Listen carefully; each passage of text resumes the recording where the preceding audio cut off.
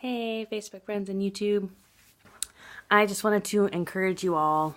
First of all, you all should watch Pastor Vlad's testimony on YouTube. It's super good and it's very inspiring. But he struggled with insecurities when he was younger and then overcame that. And I did too. Probably everybody had some insecurities as a kid. But I've shared this in my testimony. But when I was a little kid, my dad sexually molested me. Like, he almost raped me, but I think God saved me from that instance.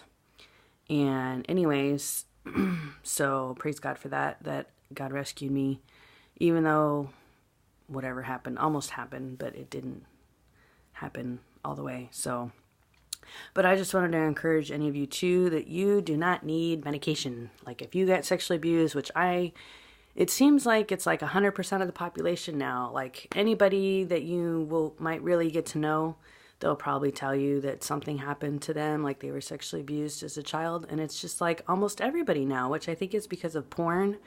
You know, porn is so prevalent. Like, at first it was magazines, then there were porn stores everywhere, and then now it's just like anybody can access it on their phone.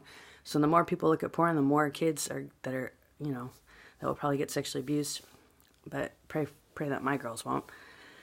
But anyways, but if you were sexually abused, I think it's easy to turn to medication.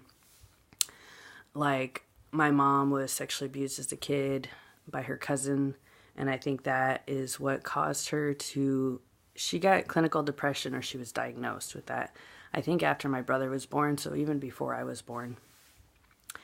And I think it was because she had this happen to her, but she never processed it. Like, she's gone to a lot of counseling, but I think she still hasn't really processed it.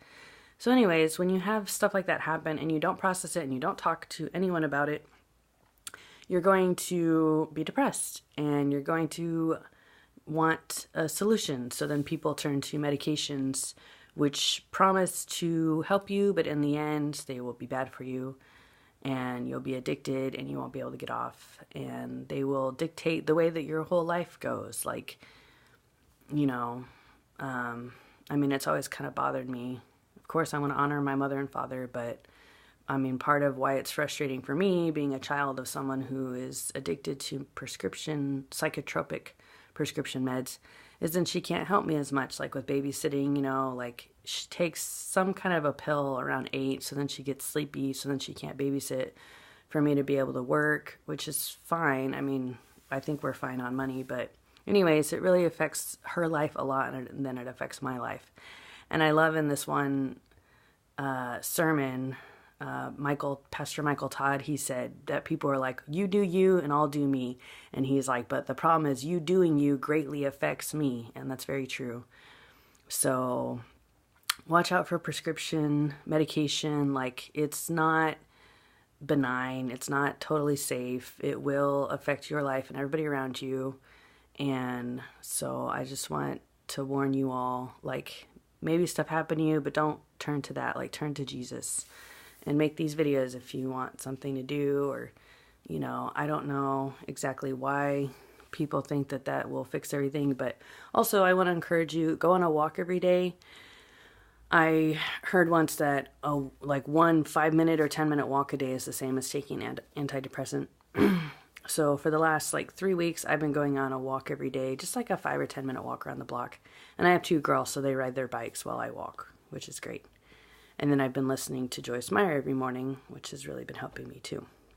So I hope that encourages you all, and I pray that you will do that instead of medication, and God will help you. God bless.